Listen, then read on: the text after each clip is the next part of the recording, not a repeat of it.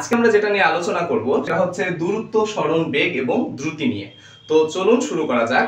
দেখো দূরত্বটা কি? দূরত্ব হচ্ছে একটি গতিশীল বস্তুর সম্পূর্ণ পথ।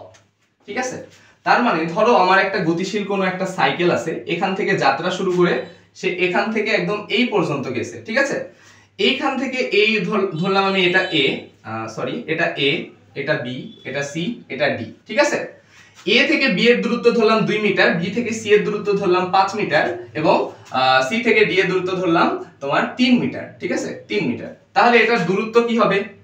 দূরত্ব হবে 2 + 5 + 3 = 10 মিটার। ঠিক আছে, কেন?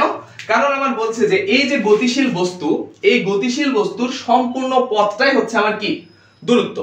তার মানে এই যে সম্পূর্ণ পথটা আছে, ভদ্রভাবে আমি একদম প্রথম গন্তব্য থেকে শেষ গন্তব্যে যাচ্ছি, এটা আমার সম্পূর্ণ পথ।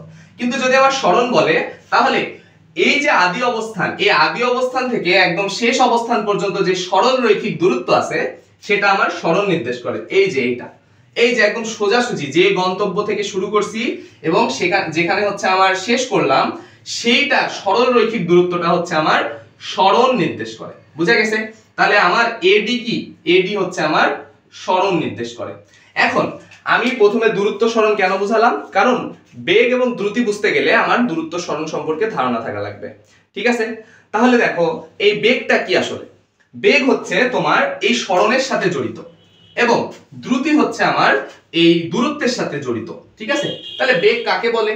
বেগ হচ্ছে সময়ের সাথে সাথে সরণের পরিবর্তনের মান। ঠিক আছে, বা হার তুমি বলতে পারো যে সময়ের সাথে সাথে যদি সরণের পরিবর্তন হয় সেটাকে আমরা কি বলবো? বেগ বলবো। ঠিক আছে, এবার দ্রুতি কি? দ্রুতি হচ্ছে সময়ের সাথে সাথে দূরত্বের পরিবর্তনের হার। ঠিক আছে, তাহলে দ্রুতি কি এবং বেগ কি আমরা বুঝতে পারছি। তাহলে আমি কি লিখতে পারি না এরকম? আমি একটু মিশাই দিই। আমি কি এখানে লিখতে পারি এরকম যে বেগ প্রথমে লিখি, বেগ সমান সমান সরণ ভাগ কি? সময়। তাহলে এই জায়গায় আমি লেখা যায় না এরকম, বেগের v = সরণের s আর সময়ের t, এই হচ্ছে আমার সূত্র। আবার সেম জিনিসটা দ্রুতির ক্ষেত্রে আমি লিখতে পারি না, দ্রুতি তোমার দূরত্ব ভাগ হচ্ছে সময়, এটা লেখা যায়।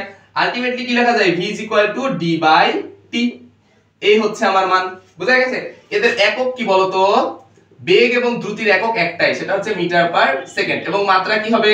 আমার মাত্রা নির্ণয়ের ক্লাসটা তোমরা দেখে নিবা। ঠিক আছে, এই হচ্ছে তোমার m এর জন্য কি বলা যায়? l, এবং s এর জন্য ইনভার্সটি, এই হচ্ছে আমার মাত্রা। ঠিক আছে, তাহলে আমার এই পর্যন্ত তোমরা বুঝতে পারছো। তাহলে আজকের টপিক শেষ। এইভাবে ফিজিক্স খুব ভালোভাবে ধরে ধরে প্রতিটা টাইপ ওয়াইজ, লেকচার ওয়াইজ, খুবই ছোট ছোট ক্লাস কিন্তু খুবই কনসেপচুয়াল, এইরকম আমরা একটা কোর্স নিয়ে আসছি পদার্থবিজ্ঞানের উপর। তোমাদের এসএসসি 2026 2027 তোমরা সকলে এই কোর্সটা করতে পারবা।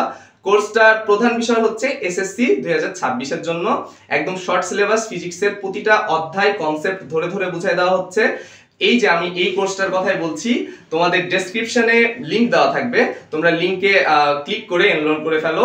লিংকে ক্লিক করলে তোমাদের ফেসবুক পেজে নিয়ে যাবে, সেখানে প্রসেস দেওয়া আছে, তোমরা সেই প্রসেস অ্যাপ্লাই করে ভর্তি হয়ে যাবা। তো আজকে এই পর্যন্তই। সকলে ভালো থাকো, সুস্থ থাকো, আল্লাহ হাফেজ।